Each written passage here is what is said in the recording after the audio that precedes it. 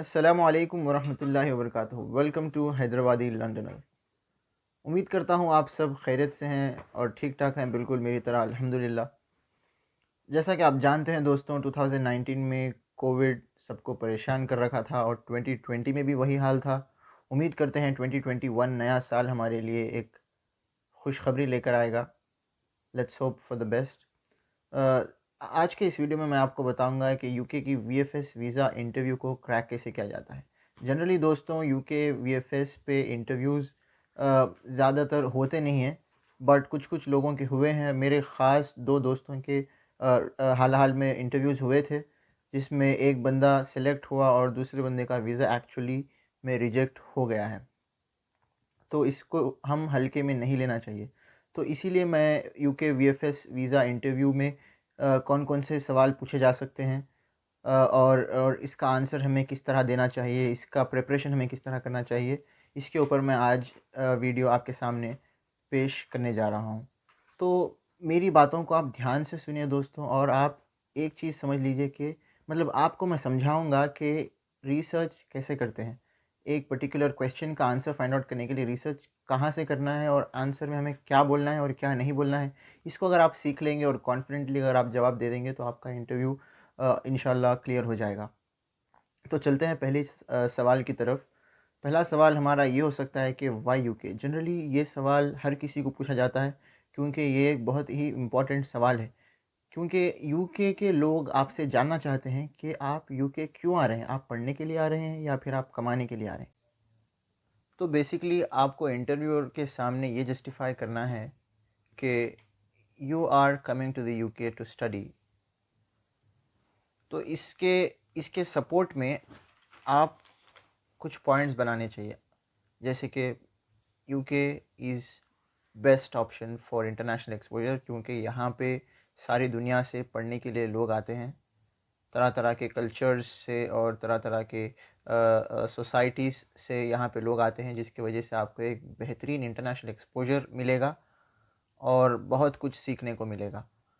Second, आप ये बता सकते हैं कि यूके बहुत इन्वेस्ट करता है रिसर्च एंड डेवलपमेंट में, साइंस एंड टेक्नोलॉजी में, जिसकी वजह से आपको बेहतरीन लैबोरेटरीज़ मिलेंगे, बेहतरीन फैसिलिटीज़ मिलेंगे जहां आप अपनी रिसर्च वर्क कंडक्ट कर सकते हैं। तीसरा, आप ये बता सकते हैं कि टीचिंग मेथोडोलॉजी ये लोग की बहुत ही प्रैक्टिकल है। थ्योरी पर भी ये लोग बहुत कंसंट्रेट करते हैं, उसके साथ साथ सेल्फ स्टडी होती है, फिर उसके साथ साथ आपको प्रैक्टिकल एनवायरनमेंट में आपको पढ़ने का मौका मिलता है, जिसकी वजह से आप कोई भी सब्जेक्ट को बहुत ही डेप्थ में समझ सकते हैं और सीख सकते हैं।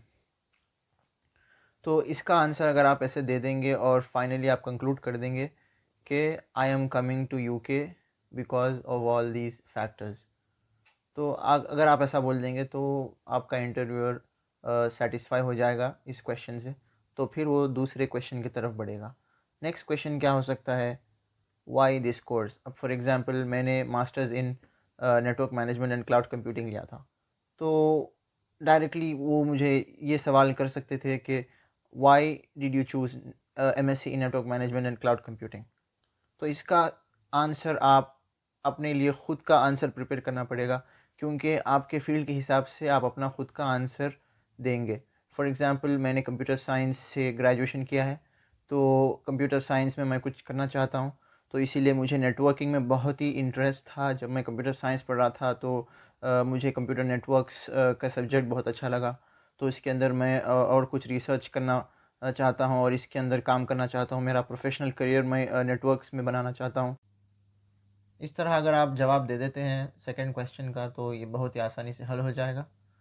थर्ड क्वेश्चन हो सकता है कि why did you choose this particular university. Let's say आपने 3 to 4 यूनिवर्सिटीज़ को अप्लाई किया है। 3 to 4 यूनिवर्सिटीज़ में से 3 यूनिवर्सिटीज़ आपको एक्सेप्ट करती हैं और एक रिजेक्ट करती है।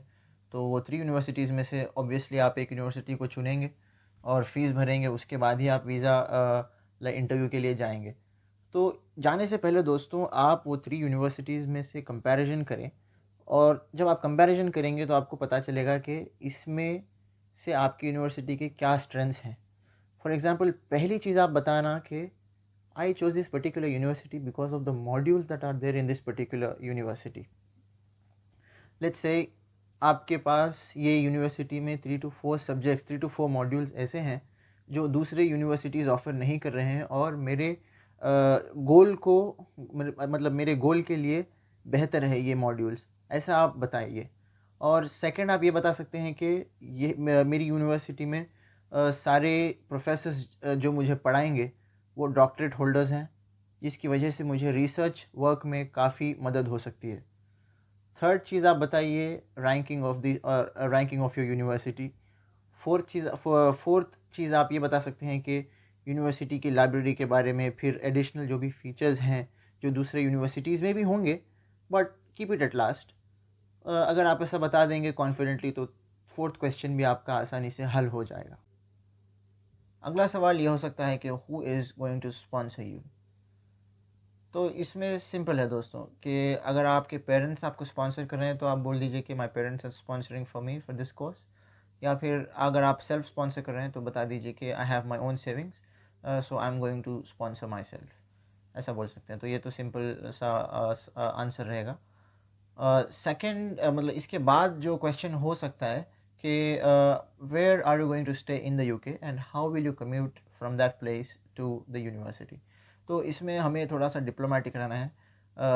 भले ही आप वो जगह पे ना ठहर रहे हो, तब भी आप इसका आंसर ऐसे दे दें कि I am going to opt for my university accommodation, also I have my friends over there, first I would like to go to my friends place, if I don't like that place then I will shift to my university accommodation.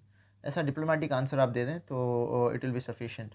और savings के और ये भी पूछते हैं कि how much amount of money do you need to stay in the UK, मतलब living expenses आपके क्या हो सकते हैं, ऐसा वो पूछते हैं। तो ये डिपेंड करता है, आप जाकर होम ऑफिस पे देख लीजिए। मैं जब आया था तो 1265 पाउंड्स पर मंथ का था। तो लाइक एनुअली कैलकुलेट करके आपको वो लोग को बताना है। तो आप होम ऑफिस पे जाके देख लीजिए कि इंटरनेशनल स्टूडेंट के लिए मतलब एवरेज एक्सपेंसेस क्या होते हैं। लाइक होम ऑफिस के ऊपर, लाइक होम ऑफिस की जो वेबसाइट होती है ना, उसके ऊपर ऑलरेडी वो मेंशन लाइक उन उन लोगों ने मेंशन कर रखा है कि 1265 या 1365 जो भी है, उसके हिसाब से आप एनुअली कैलकुलेट करें और वो लोग को बता दें कि मेरा लिविंग एक्सपेंसेस ये है, तो I have this much amount of money sufficient savings in my bank account to cover my living expenses and my remaining fees. तकरीबन ये 5 सवाल पूछकर इंटरव्यू ख़त्म कर देते हैं दोस्तों, बट कुछ कुछ लोगों को अलग अलग सवाल भी पूछ सकते हैं। तो मैंने एक लिस्ट बनाई है दोस्तों 17 to 20 सवालों की। तो मैं इसकी लिंक डिस्क्रिप्शन में दे दूँगा। आप उन सवालों को देखिए और अपने ख़ुद के आंसर्स बनाइए। अगर कुछ सवाल में आपको परेशानी हो रही है, कुछ आंसर ढूंढने में आपको परेशानी हो रही है, तो आप मुझसे कमेंट सेक्शन में रब्ता कर सकते हैं। मैं आपको वहीं पर बता दूंगा कि इस पर्टिकुलर सवाल का आंसर आप किस तरह दे सकते हैं। तो बेसिकली फाइनली मैं ये कंक्लूड करना चाह रहा हूँ कि दोस्तों, आप किसी भी सवाल का जवाब दे रहे होंगे, आप बिल्कुल फ्रैंक तरीके से दीजिए और आपका आंसर बिल्कुल सेंसिबल होना चाहिए। और तीसरी सबसे इम्पॉर्टेंट चीज़, आपका कॉन्फिडेंस एकदम सॉलिड होना चाहिए। ये 3 चीज़ें अगर आप कर लेंगे तो आपकी इंटरव्यू तो समझिए 100% क्रैक हो जाएगी। यही इंटरव्यू नहीं दोस्तों, कोई भी इंटरव्यू आपकी क्रैक हो जाएगी। कॉन्फिडेंस, ऑनेस्टी और सेंसिबल, आपका हर आंसर सेंसिबल होना चाहिए। अगर आपको मेरी ये वीडियो पसंद आई है दोस्तों, तो इसको ज़रूर लाइक कीजिएगा और ज़्यादा से ज़्यादा शेयर कीजिएगा और मेरे चैनल को ज़रूर सब्सक्राइब करिए। और एक बात दोस्तों, मेरा एक दूसरा चैनल भी है शानदार किचन, जिस पे मैं अलग अलग रेसिपीज़ बताता हूँ। आप वहाँ जाकर मेरे कुकिंग वीडियोस देख सकते हैं। आपको वहाँ पर भी कुकिंग सीखने को मिलेगी, उसको भी सब्सक्राइब कीजिए। शानदार किचन की लिंक भी मैंने डिस्क्रिप्शन में दे दी है दोस्तों, आप वहाँ पर जाकर वीडियोस देख सकते हैं। मिलते हैं अगले वीडियो में कुछ नए इन्फॉर्मेशन के साथ, कुछ नए फ़न के साथ। चलिए, अल्लाह हाफिज़।